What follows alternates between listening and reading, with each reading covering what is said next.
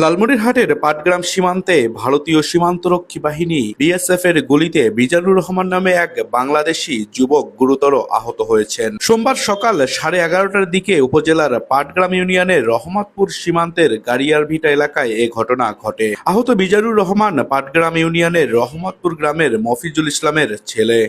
26 পিলারের সাথে সে চায়নাবাড়ি পানি দিবার যায়। সে বিএসএফ জিরো লাইনে আসিয়া ডাকায় আমাকে 2টা ভুট্টা দাও।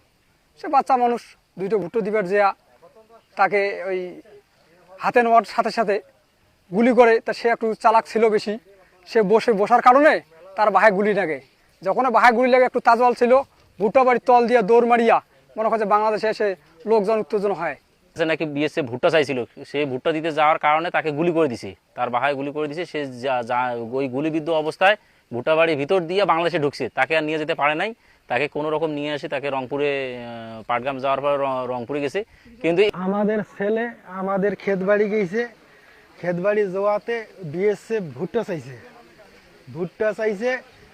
ভুট্টা নিয়ে দিছে, দিয়া ওনার কাছে একটা মানে ইয়া করছে আর কি, গুলি করছে, মানে ওভার বুলেট মারছে।